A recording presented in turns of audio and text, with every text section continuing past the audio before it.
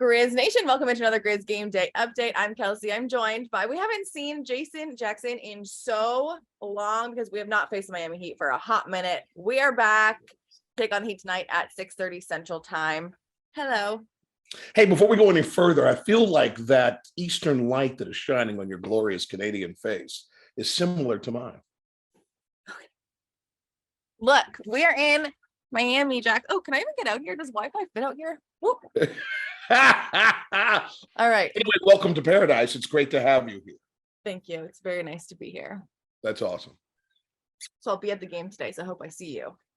Will you be performing your duties like walk-off? Do you guys do walk-offs after a loss?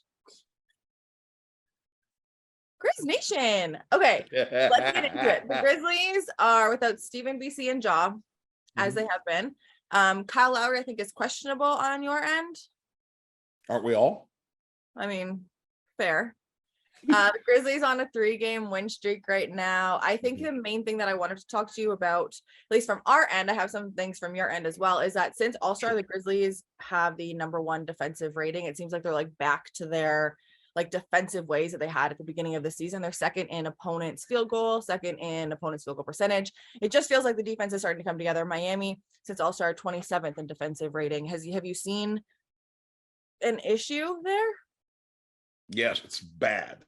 Why?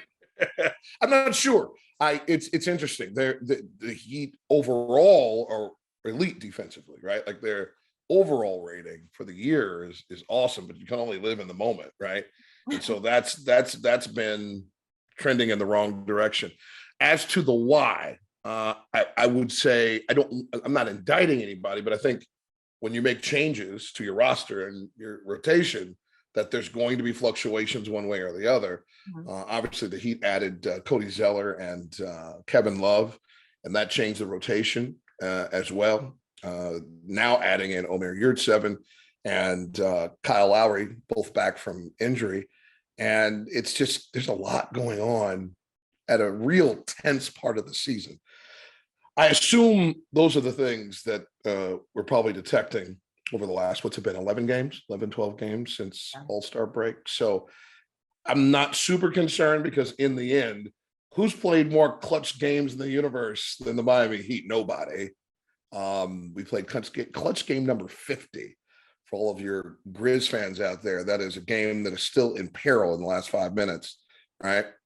And 50 of them. No one's won more, but no one's lost more. But at least we're above the waterline. We've won more games than we lost in that mode. But to play 50 of your 70 games in that mode is pretty stressful. And the defense has been the reason why there's been more winning than losing.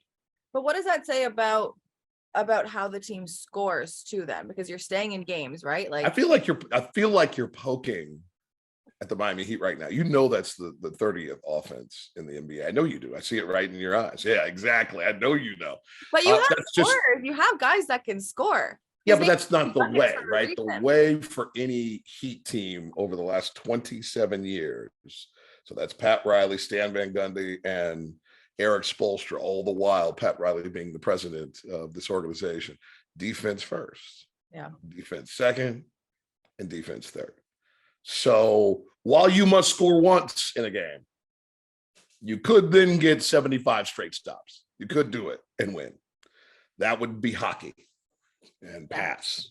Shout out. Even you, the Queen of the North, will take a pass on that. Yes. But that being said, there's not a concern within the Heat about the Heat offense because it's about one thing, winning, and they'll always believe that when push comes to shove, it'll be defense that always saves the day. So do you picture today just like a battle of defensive teams?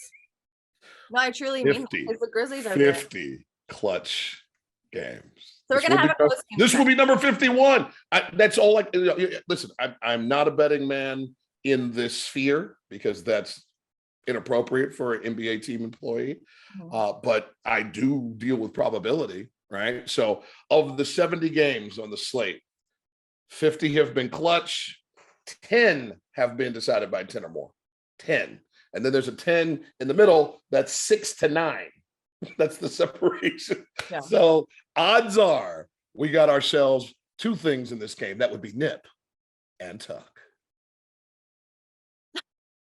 Okay, my last question for you. Yes, ma'am. One, because we haven't played the Heat in so long, like since you guys were in Memphis. The one matchup today that you're excited about. I always love like Dylan Brooks guarding anyone. Today, I assume who? Jimmy Butler. Is there a matchup that you're excited Is about? J Cubed on the floor tonight? Sure is. Mm-hmm. Jaren I believe there's aspirations that J Cubed and one Idris Bam Adebayo. I believe they want the same end of year award. Yes, Defensive Player of the Year, both in talks. So is it going to be who can shut down who? Battle of the Bigs? Well, the beautiful thing about both guys is they guard everybody, right? Yeah. So I just want to see two big dudes who defend at a abnormal rate, abnormally. That's beautifully said, actually, because it's I get paid per syllable. okay. Jax, you're the best. I literally cannot wait to see you tonight.